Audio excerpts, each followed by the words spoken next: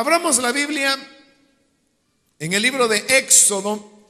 Nos encontramos en el capítulo número 4 y vamos a leer el pasaje que corresponde para el día de hoy en la continuación del estudio, versículo a versículo que estamos llevando en el libro de Éxodo. Leamos entonces el libro de Éxodo capítulo 4, versículo número 10 en adelante. Señor, yo nunca me he distinguido por mi facilidad de palabra, objetó Moisés. Y esto no es algo que haya comenzado ayer ni anteayer, ni hoy que te diriges a este servidor tuyo.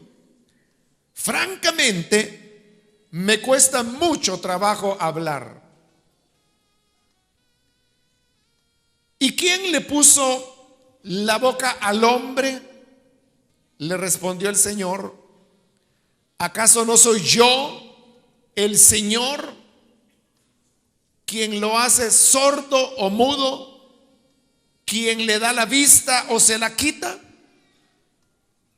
Anda, ponte en marcha, que yo te ayudaré a hablar y te diré lo que debas decir.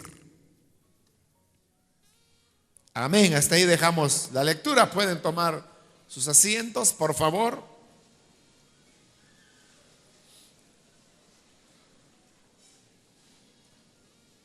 Hemos llegado a la sección donde estamos frente a las excusas que Moisés ponía delante de Dios con el propósito de no ir a la misión a la cual Dios le enviaba. La que hemos leído ahora es ya la cuarta excusa que Moisés pone. La primera, recordará que era: ¿y yo quién soy? La segunda excusa era: ¿y tú quién eres? Preguntándole a Dios. La tercera excusa fue: el pueblo no me creerá. Y ahora nos encontramos con la cuarta excusa, que es: no tengo facilidad de palabra. Todavía faltará una quinta excusa, que con la ayuda del Señor la veremos en la próxima oportunidad. Pero veamos en el versículo 10, donde dice: Señor, yo nunca me he distinguido por mi facilidad de palabra, objetó Moisés. Note cómo en esta cuarta excusa Moisés introduce un cambio en el tono con el cual le ha estado hablando a Dios. Porque en las tres excusas anteriores, el tono de Moisés ha sido de rechazo hacia lo que Dios le está pidiendo. Pero ahora él está suavizando, porque él sabe que esta es ya la cuarta excusa que le está presentando a Dios. Por eso él adopta una actitud más sumisa, y por eso es que en el versículo 10 le dice Señor. Y al decir Señor, él está buscando una actitud de sometimiento, es decir, el siervo hablando a su amo, el siervo hablando a su Señor. Cuando él utiliza ahí la palabra Señor, es la palabra Adonai, y por lo tanto la palabra Señor debió haber sido colocada ahí en minúsculas y no en mayúsculas, como se encuentra al menos en el caso de la Nueva Versión Internacional, porque cuando la Nueva Versión Internacional utiliza el nombre de Señor en mayúscula, está dando a entender que ahí lo que aparece es el nombre de Dios. Yo soy el que estaré, o yo soy el que soy, como más tradicionalmente se traduce ese nombre. Pero cuando él dice Señor, yo nunca he sido distinguido por mi facilidad de palabra. Moisés lo que está utilizando es la palabra Adonai, que es así, se traduce Señor. Es una buena traducción que allí diga Señor. El problema es que lo colocaron en mayúscula y debe haber sido en minúscula, con la S inicial en mayúscula, obviamente, porque es un nombre de Dios, pero todas las demás debieron ser minúsculas. Recuerde que eso, que haya algunos pasajes del Antiguo y del Nuevo Testamento en donde se colocan mayúsculas o minúsculas, esa es una cuestión de los traductores. Porque los manuscritos o los originales, como también le llamamos, ellos fueron redactados de dos maneras. Estaban los manuscritos donde todas las letras eran mayúsculas, es decir, todo se escribía con mayúsculas. Y estaba el otro tipo de manuscritos en donde todo era escrito con minúsculas. Entonces, así es como se encuentran los manuscritos. Cuando se hacen las traducciones, es el traductor quien, a su criterio, introduce ciertas letras, o en algunos casos palabras, en mayúscula. La NBI pone Señor todo en mayúscula porque está queriendo enfatizar que ahí aparece el nombre de Dios, el nombre de Yahvé, el yo soy el que soy, pero que dijimos que sería una mejor traducción, yo soy el que estaré, que gramaticalmente hay igual base para traducirlo, como igual yo soy el que soy, como yo soy el que estaré. Y yo soy el que estaré está más en concordancia con el contexto en el cual el nombre aparece. Pero para Adonai no hay razón por qué ponerla en mayúscula, y por eso digo, la traducción está bien hecha, solo que no debió haberse puesto en mayúscula, porque eso mueve a confusión, a pensar que Moisés está dirigiendo a Dios utilizando el nombre que le acaba de ser revelado. Pero luego viene y le dice, yo nunca me he distinguido por mi facilidad de palabra, objetó Moisés. Y añade, y esto no es algo que haya comenzado ayer, ni anteayer, ni hoy que te diriges a este servidor. Francamente, me cuesta mucho trabajo hablar.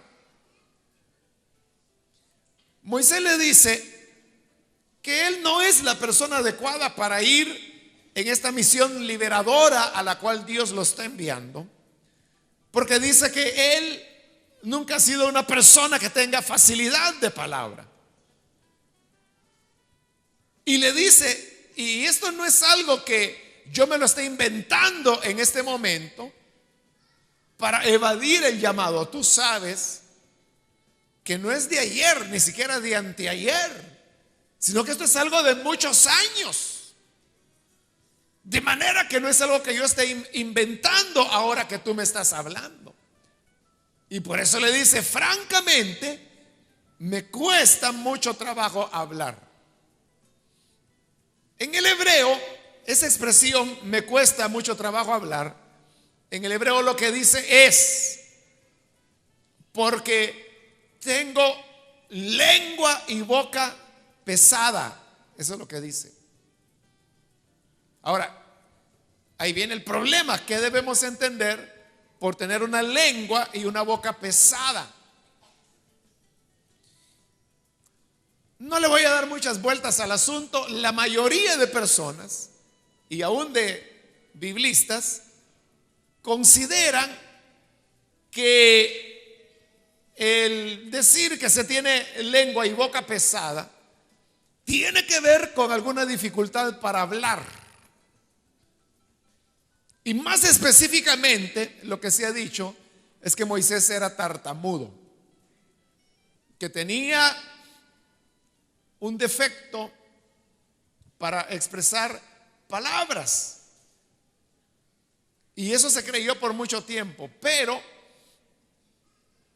el estudio de la Biblia es algo que nunca termina.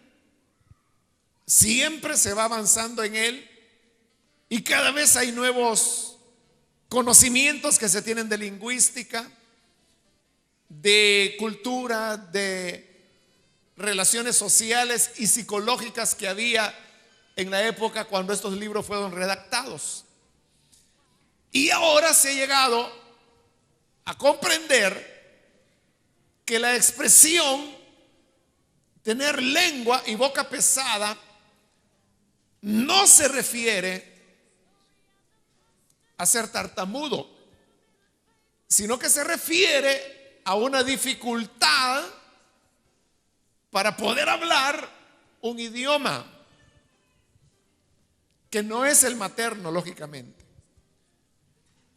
Y hay una base bíblica fuerte que se encuentra en Ezequiel, el capítulo 3. Si usted quiere lo busca, y si no, pues yo se lo voy a leer. El capítulo 3 del profeta Ezequiel. En los versículos 5 y 6 le dice el Señor a Ezequiel: no te envío a un pueblo de lenguaje complicado y difícil de entender, sino a la nación de Israel. No te mando a naciones numerosas de lenguaje complicado y difícil de entender, aunque si te hubiera mandado a ellas, seguramente te escucharían. Dios le está diciendo a Ezequiel que él tiene que ir a hablarle al pueblo de Israel. Y Ezequiel hablaba la lengua del pueblo de Israel. Lo estaba enviando a profetizar a un pueblo que hablaba su lengua materna, lo cual es muy fácil, ¿no? Por eso es que el Señor le dice 2 veces: no te envío a un pueblo de lenguaje complicado y difícil de entender. Se lo dice 2 veces.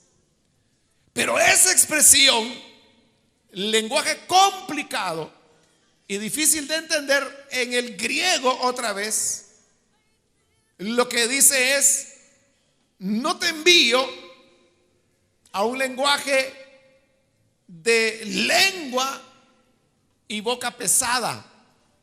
Es la misma expresión que Moisés estaba utilizando allá, que aquí, allá se traduce como me cuesta hablar, pero aquí se está traduciendo como lenguaje complicado y difícil de entender. Pero aquí queda bien claro que la expresión boca y lengua pesada no tiene nada que ver con tartamudez, sino que tiene que ver con el dominio de otro idioma, el cual le dice Dios a Ezequiel que lo tenía. Es como que si Dios le dijera a usted: mira, vas a ir y a profetizar a los salvadoreños. Y usted no puede decir: si es que yo no hablo el lenguaje de los salvadoreños. Como que no, si aquí nació usted, es su lengua materna. Ahora, si Dios le dijera: mira, vas a ir y vas a profetizar a los vietnamitas, ahí sí usted puede decir: pero yo no puedo hablar vietnamita. ¿Cómo voy a ir, Señor, a profetizarle a los vietnamitas si yo no puedo hablar vietnamita? Tendría toda la razón. Pero está siendo enviado a su pueblo, igual que Ezequiel. Era enviado a su pueblo y le decía que no era un lenguaje de boca y lengua pesada, sino que es tu lenguaje materno. Entonces note la expresión: no se refiere a una dificultad de dicción como el tartamudeo, sino que se refiere al manejo de un idioma. Entonces, ¿de qué está hablando Moisés? Volvemos al capítulo 4 de Éxodo, cuando dice: francamente me cuesta mucho trabajo hablar. Está hablando que había un idioma en el cual él sentía muchas dificultades a hablar. ¿Cuál era ese idioma? Algunos han dicho era el egipcio.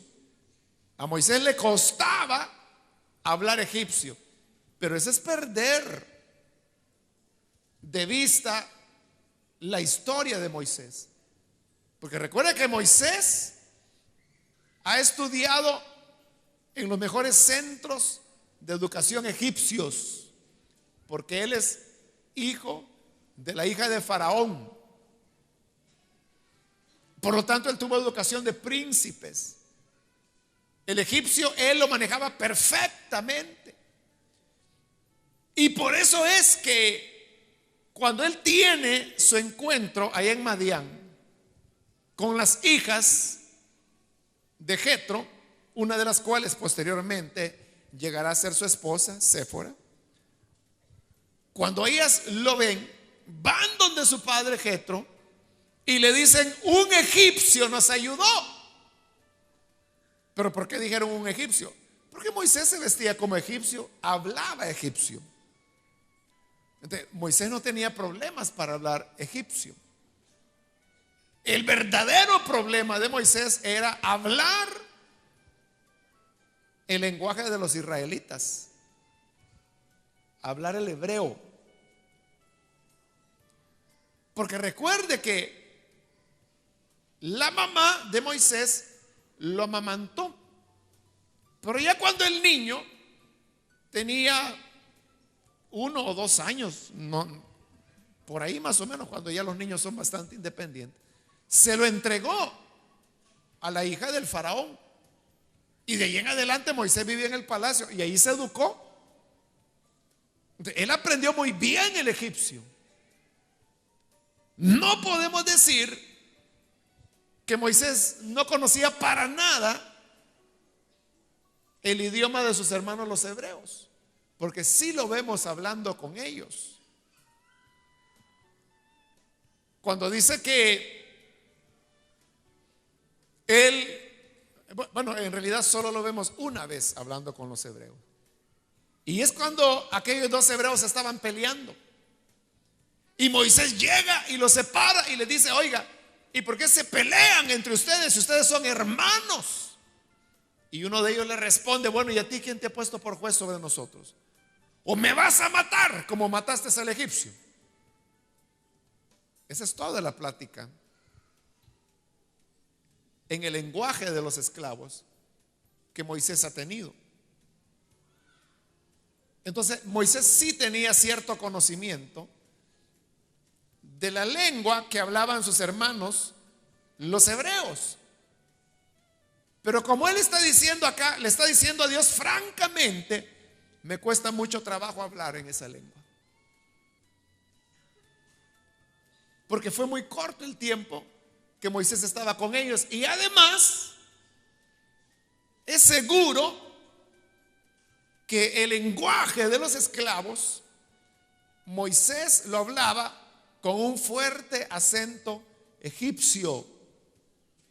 Y aquí viene el punto: Moisés hablaba el lenguaje de Israel de una manera como la hablaban los capataces egipcios para darle órdenes, con el acento que lo hablaban los capataces egipcios para ordenar a los esclavos hebreos. Entonces, ¿qué sucedía? Que Moisés tenía el acento del opresor. Por eso es que Moisés no es bien recibido. Y claro, después de eso, Moisés sale, huye a Madián, donde ha pasado los últimos 40 años, tiempo durante el cual él para nada ha vuelto a hablar el lenguaje de los israelitas, porque ahí no hay ningún israelita. Entonces, nota el panorama. Por 40 años la educación de Moisés es egipcia totalmente. Él aprende el egipcio.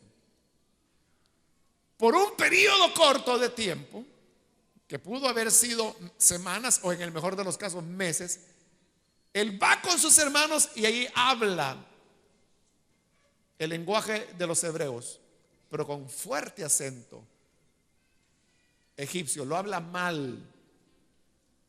Y luego huye y por los siguientes 40 años no vuelve a hablar el lenguaje de los hebreos. Hoy ya tiene 80 años de edad. Y Moisés considera que los 80 años no es una edad como para estar aprendiendo a hablar bien otro idioma, aunque tuviera ya algún conocimiento de ese idioma.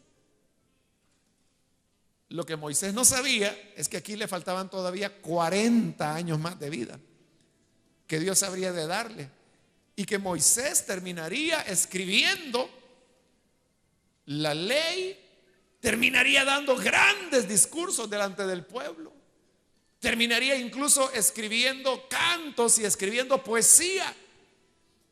Es decir, Moisés llegó a tener un dominio del idioma de los hebreos tan bueno como bueno era el dominio que él tenía del egipcio. Pero en este momento no. Pero fíjese, aquí hay algo interesante. Moisés sí hablaba perfectamente el egipcio. Por lo tanto, él podía decirle al faraón lo que Dios quisiera que le dijera. Eso a Moisés no le preocupa. Lo que le preocupa es que los israelitas le van a rechazar porque él tiene el acento del opresor, del egipcio, y él sabe que no habla bien. Él lo dice ahí claramente: francamente me cuesta mucho trabajo hablar el lenguaje de los hebreos, y peor, tener facilidad, es decir, tener elocuencia. Pero en eso podemos descubrir algo: que la preocupación principal de Moisés no es cómo voy a hacer para convencer a Faraón para que deje ir a este pueblo. Lo que más le preocupa a él es cómo haré para convencer a los israelitas, a mis hermanos, que el Señor los quiere libertar. Moisés está más preocupado por la incredulidad del pueblo que por la incredulidad del faraón. Y peor si tiene una dificultad para hablar el idioma de ellos.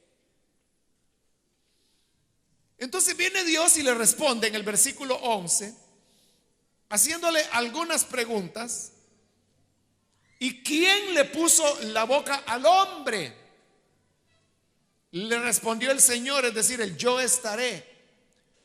¿Acaso no soy yo, el yo estaré, quien lo hace sordo o mudo? ¿Quién le da la vista o se la quita? Entonces Dios le está diciendo a Moisés: mira, yo hago al mudo, yo hago al sordo, yo puedo dar la vista, yo puedo quitarla. ¿Quién es el que le da boca al hombre? Si Dios ya nos dio la boca, es decir, la capacidad de poder hablar, el que tú te expreses en otro idioma que por hoy te cuesta, no te preocupes, porque lo más difícil que es hablar, eso yo ya te lo di.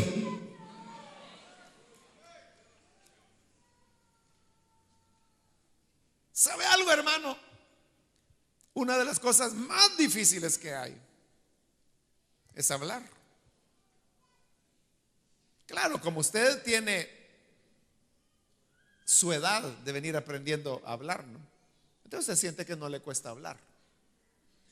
Pero hablar es una de las cosas más difíciles, o sea, utilizar la voz Porque los sonidos, aunque no nos damos cuenta, los producimos con nuestra lengua, con nuestros dientes, con nuestros labios, con la forma como utilizamos el viento. O sea, pero lo hacemos tan a menudo que hablamos hasta de más, ¿verdad? Hablamos hasta más de lo que deberíamos de hablar.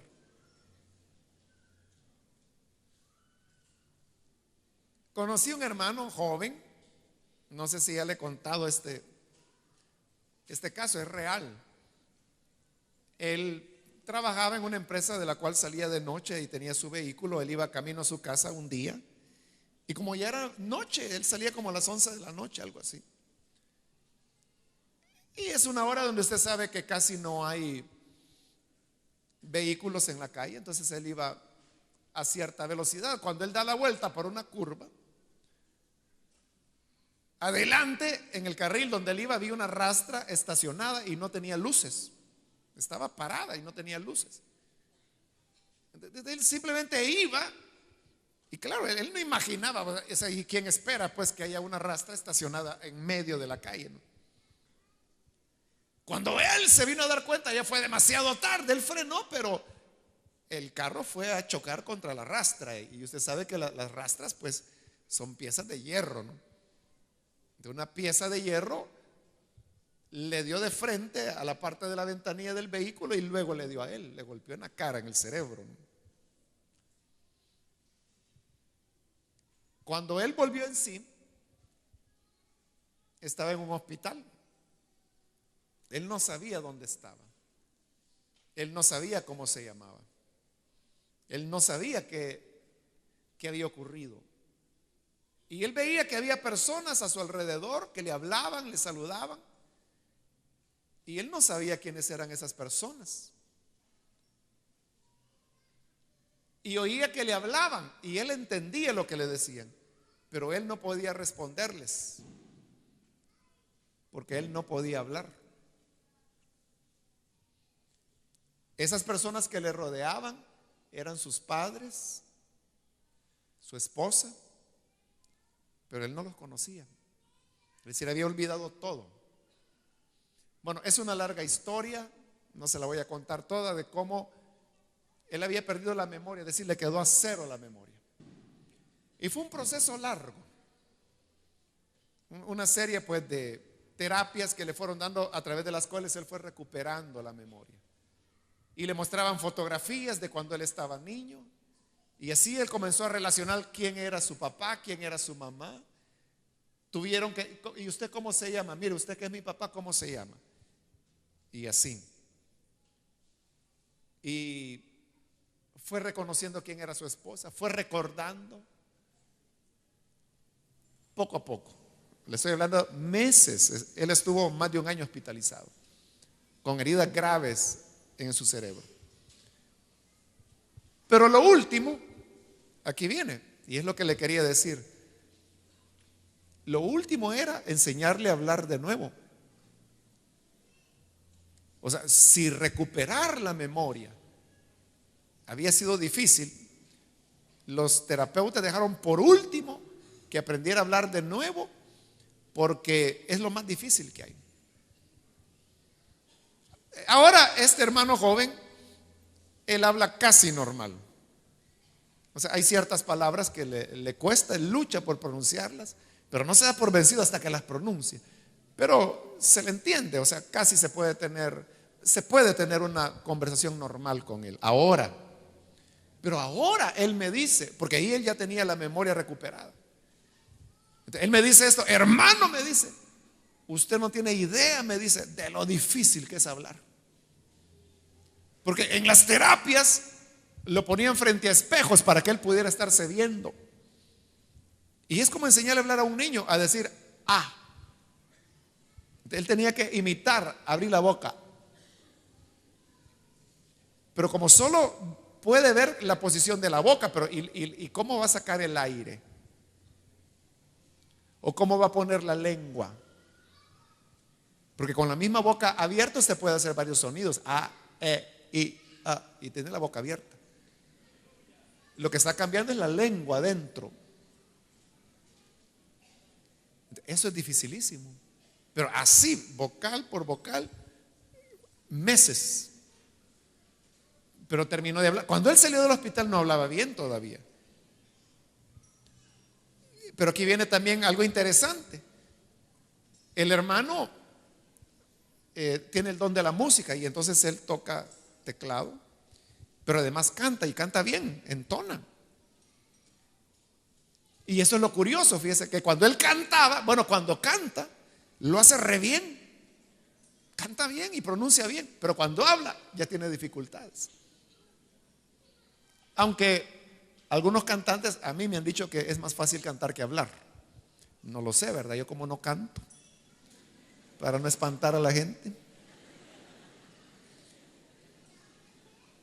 Pero así me han dicho un par de personas que cantan, ¿verdad? Que es más fácil, dicen, cantar que hablar. Y quizás es cierto, porque este muchacho yo lo he oído cantando. Del muchacho del que le estoy hablando, lo he oído dirigiendo y lo hace muy bien. Muy bien.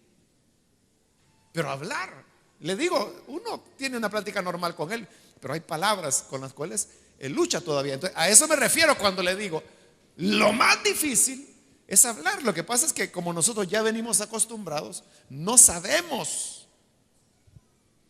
lo difícil que eso es. Si ahorita usted, vaya, fíjese, algo podemos aprender de lo difícil es cuando usted hace el esfuerzo por aprender otro idioma, pero pronunciarlo bien, ¿verdad? Como lo pronuncian los hablantes nativos de ese idioma. Porque hay gente que habla, bueno, dicen que hablan inglés, pero lo hablan macheteado, licuado, picado y apaleado. Y ellos dicen, hablo inglés. Pero no estoy hablando de eso, estoy hablando pronunciarlo bien. No es fácil. No es fácil. Allí usted puede ver un poquito, ¿verdad? Un poquito la dificultad de aprender algo. Pero entonces viene Dios, ese es el razonamiento de Dios. Y le dice a Moisés, ¿quién es el que hace la boca? O sea, ¿quién nos da la facultad de poder hablar? ¿Quién nos da este don? ¿Quién nos ha dado el regalo de la voz? ¿Acaso no soy yo el que estaré? Claro, Él es el que nos lo ha dado. Entonces, si ya nos dio la boca, o sea, el don de hablar, que es lo más difícil, como Moisés, no te voy a ayudar para que hables correctamente. Fíjese que en ningún momento Dios le dijo, no, Moisés, no es como tú te imaginas, lo hablas bastante bien. Dios sabía que Moisés hablaba pateado, licuado y molido y aporreado el idioma de los esclavos, de los israelitas. Entonces Dios en ningún momento le dijo, no, Moisés, estás equivocado. Dios sabía que no podía, que era cierto lo que Moisés estaba diciendo cuando le decía, francamente me cuesta mucho trabajo hablar. De veras, le decía Dios. Pero ¿quién puso la boca? Entonces, aquí viene versículo 12. O sea, para Dios el asunto está cerrado, está acabado. Ya no hay más que discutir. Y por eso le dice, anda, ponte en marcha. O sea, ya no me estés diciendo nada, sino que ve, anda, ya comienza a caminar, vete a Egipto donde te envío. Pero le da esta promesa: yo te ayudaré a hablar y te diré lo que debas decir. Pero allí donde dice yo te ayudaré a hablar, en el hebreo lo que dice es, yo estaré en tu lengua. Y recuerde que el nombre de Dios es yo soy el que estaré. Entonces, ahora lo que el Señor le está diciendo es yo estaré en tu lengua. Por eso yo le decía, Dios es yo soy el que soy, pero ya le dije y ya le expliqué eso ampliamente. Yo soy el que estaré porque es la garantía que no estaremos solos, sino que Él siempre estará con nosotros. Ahora, todo esto que tiene que ver con nosotros, tiene que ver con lo siguiente, y es que esta dificultad de la cual hoy Moisés está hablando es la dificultad con la cual muchos cristianos nos enfrentamos. Porque decimos, yo no soy capaz de hablarle a una persona. O si le dicen, hermano, hermana, sea líder, sea lideresa. Muchos dicen, uy, no, yo no me puedo presentar delante de un grupo, aunque sea de 8 personas, no puedo. Porque siento que me tiemblan las rodillas. Siento que se me lengua la traba. Y me pongo más nervioso, más nerviosa. Me sudan las manos, no puedo dormir. ¿Usted ha sentido ese temor cuando va a hablar en público? No tenga pena, de verdad. ¿Cuántos sienten temor cuando van a hablar en público? Si Moisés lo sentía, para que no se sienta mal. ¿Sabe quién se sentía bien nervioso cuando iba a hablar delante de la gente? Pablo. Lea Primera de Corintios. Me parece que es en el capítulo 2. Si no, lea desde el 1. Ahí lo va a encontrar. Pero Pablo le dice esto a los corintios: cuando yo fui a ustedes, ustedes vieron que yo no tengo una gran elocuencia para hablar, sino que cuando llegué hablando, dice, llegué con temor y temblor. O sea, Pablo no solo se ponía nervioso, temblaba de nervios. Menos mal que no había micrófono en esa época, si no así lo hubiera hecho Pablo.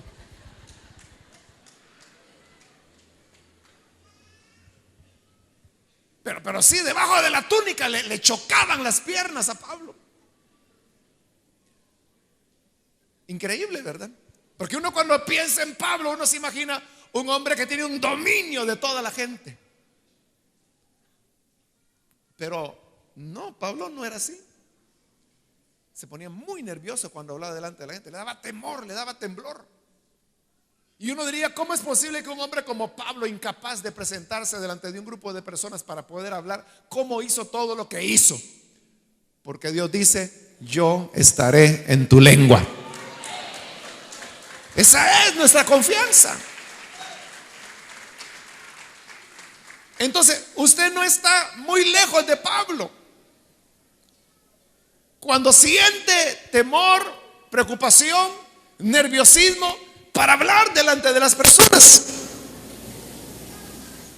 Ahora usted podrá decir, bueno, pero con el tiempo uno va manejando esas cosas y llega un momento en que uno ya puede hablar delante de la gente sin ningún problema. Yo no creo eso, hermanos, porque, bueno, yo llevo 30 años predicando y cada vez que tengo que predicar yo me pongo nervioso, muy nervioso. Yo sé que esto la gente no me lo cree, con muy pocas personas yo lo comento, pero cuando le digo, ¿el qué? Me dice, si se ve tan tranquilo, así me ve. Pero póngame un estetoscopio aquí en el corazón y va a ver cómo estoy.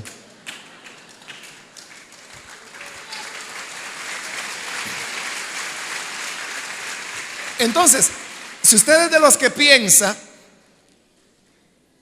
con el tiempo se maneja, no sé, pero por lo menos le digo que en 30 años no se maneja. Si a los 40, 50 años de ministerio se maneja, yo no sé. Pero sí sé que pasan 30 años y no se logra. No se logra, o sea, no se puede tener dominio de la gente. Pero, ¿sabe qué es lo que sucede, hermano? Es que uno también tiene que, Se lo voy a decir, espero que usted lo pueda tomar con altura espiritual, que pueda comprender lo que le quiero decir, que no lo vaya a interpretar mal. Pero uno tiene que ser, más bien no ser demasiado exigente con uno mismo. Es que lo que Dios le está diciendo a Moisés es: mira, Moisés, yo sé que tú no puedes hablar, yo sé que este idioma tú no lo manejas, pero yo lo que te digo es que vayas, y aunque sea macheteado, pero di lo que yo digo que digas, y yo estaré con tu lengua y verás que la gente te creerá. Eso es lo que tenemos que confiar. Pero muchas veces nosotros nos exigimos demasiado y somos nosotros los que nos ponemos cargas que no deberíamos llevar. Esto que le estoy diciendo, por eso yo le dije, hay que saberlo entender, porque entonces uno podría tomar una actitud cómoda y decir: no, entonces yo paso y cualquier gritada que le dé y con eso salgo del compromiso. No, tenemos que hacer lo mejor para Dios, tratar de prepararnos de la mejor manera, pero las cosas no siempre saldrán perfectas. Platicaba hace unos días con un hermano, pastor, no de nuestra misión, pero es un excelente hermano, cristiano, que, bueno, Dios lo ha exaltado y él predica en distintos países. Entonces él en confianza me decía: hermano, me decía, yo pasé, me dice, una época difícil en mi ministerio cuando comenzaba a salir a predicar a otros países, porque yo tenía miedo de utilizar palabras que en el país fueran ofensivas, porque usted sabe que palabras que en El Salvador son de uso común y no significan nada, en otros lugares son palabrotas. Entonces él tenía ese temor. Por ejemplo, aquí en El Salvador decir buey, para nosotros buey es el esposo de la vaca, ¿verdad? Solo que el buey está capado, ¿no? Pero si yo digo buey aquí en el púlpito, pero en el norte de México, buey es una palabrota. ¿Qué significa? No lo sé, porque yo siempre que les he preguntado ya a los hermanos, bueno, ¿y qué significa aquí buey? Nunca me lo explican, porque para ellos es tan grosero que como cristianos no pueden explicar qué significa. Entonces yo no sé qué significa allá. Entonces, ellos no usan esa palabra. Y yo les digo: pero ustedes saben que está en la Biblia. Sí, y cuando está en la Biblia leemos: no pondrás bozar al buey que tría. Pero porque están leyendo la Biblia. Pero en el lenguaje o ya en la predicación no usan esa palabra. No sé por qué, no sé qué significa. Voy a tener que buscar un incrédulo para que me diga. Sí, porque el cristiano ni se atreve a explicar qué significa esa palabra. Entonces, incluso hay en el norte de México un negocio que es una venta de tacos y que venden buenos tacos y que se llama El Buey. Pero cuando los hermanos van a ir ahí, nunca dicen vamos al buey, dicen vamos al sinónimo, dicen. Sí, no lo mencionan. O sea, para los incrédulos vamos al buey, y aunque sea una palabrota, van. Los cristianos van, pero nunca dicen el nombre del lugar, que se llama El Buey. Así se llama, venta de tacos El Buey. Pero entonces ellos dicen vamos al sinónimo. Entonces ya los cristianos saben que cuando hablan del sinónimo se están refiriendo a esa venta, pero no mencionan esa palabra. Entonces esos eran los temores que este pastor tenía, y lo vivió durante varios años. Y él me decía: ¿sabe? Me dice cómo finalmente yo me deshice de ese estrés, porque lo tensionaba él. O sea, él no predicaba con libertad, pensando que podía decir algo que fuera ofensivo para la gente. Pero él me dijo: ¿sabe? Me dice cómo yo logré descansar y bajar el estrés en cuanto a eso. En que yo me puse a pensar que, por ejemplo, cuando un estadounidense viene acá a nuestro país y habla mal el español, pero nosotros ¿qué hacemos? ¿Qué hace usted cuando un gringo viene y habla mal? Que pronuncia mal el español. Yo soy contento. Está hablando pésimamente el español, pero ¿usted qué hace? Le hace el favor de entenderle que lo que quiso decir es: yo estoy contento. Porque a ellos les cuesta diferenciar entre ser y estar, ¿no? Por eso dice: yo soy contento. Pero ¿usted qué hace? Se burla. Le dice: si eso no se dice así, hombre. Jamás lo hace, ¿verdad? Nunca. Y si no, que dice: entonces vamos a ir a ver si comemos algo, le dice. Vamos a ir a comer pupusas, le dice usted. Pupusas, sí, ¿qué es ser pupusas? Entonces él dice: bueno, tiene que probarlas para que sepa qué son.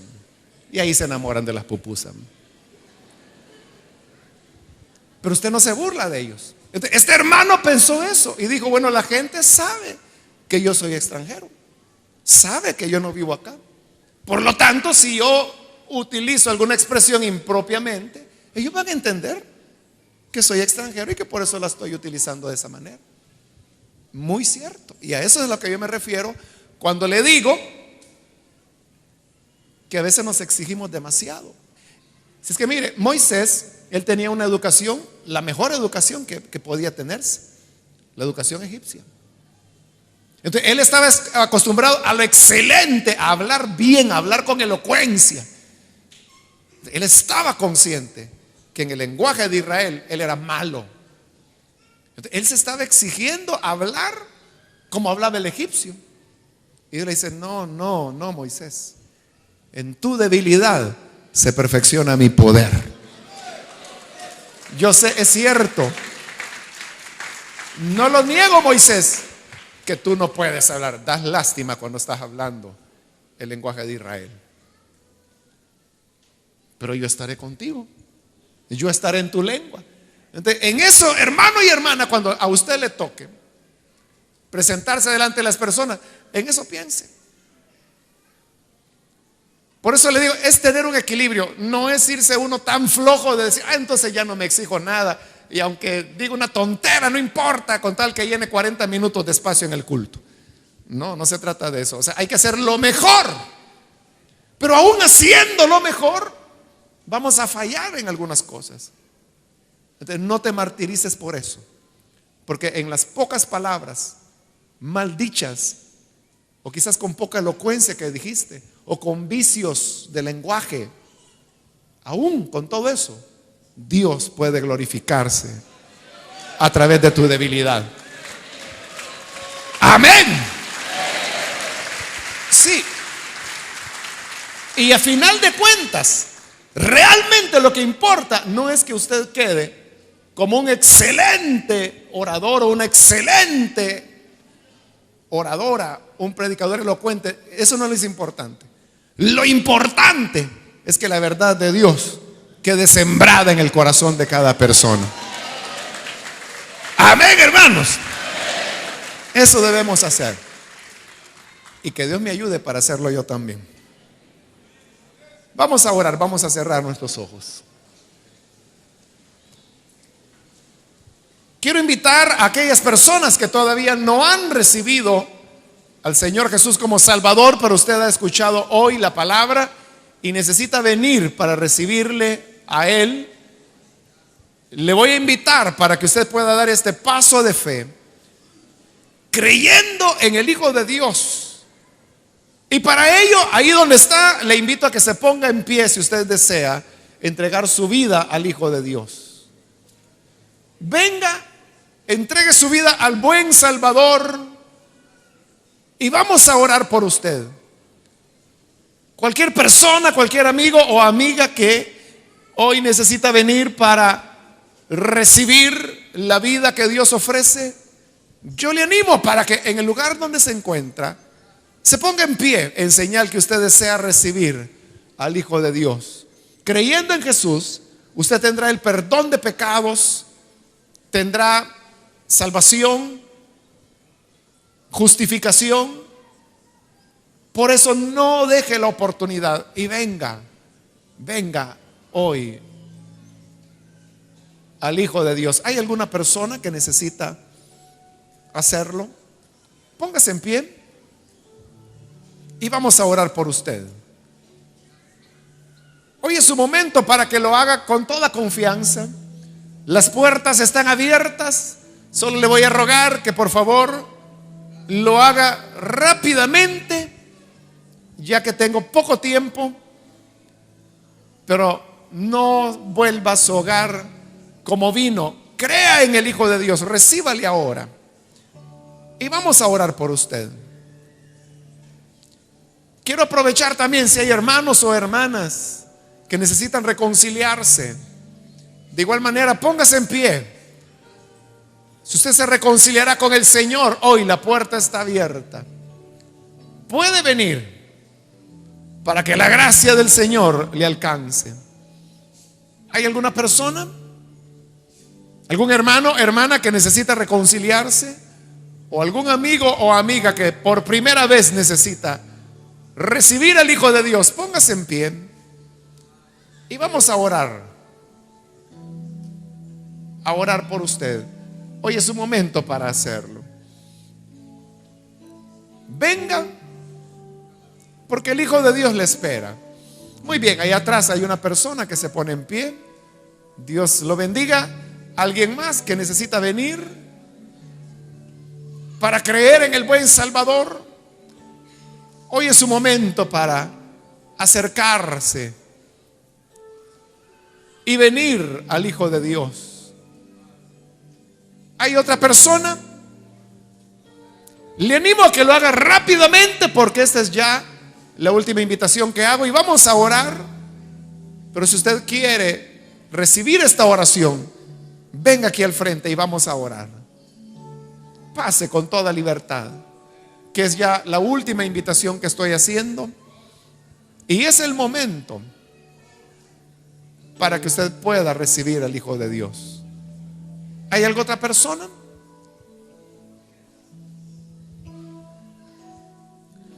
A usted que nos ve por televisión, también le invito para que reciba al Hijo de Dios.